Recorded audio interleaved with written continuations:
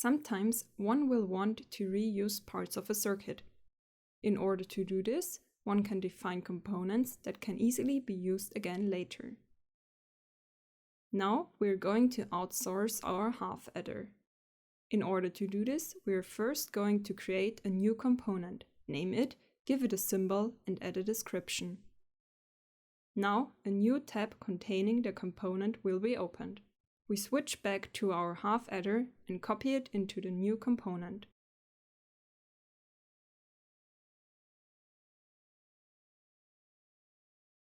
We exchange the switches and LEDs with in and outputs, which represent the connections to the outside of the component. These connections can be labeled to be displayed on the component. Back at our project, the component is now ready to use.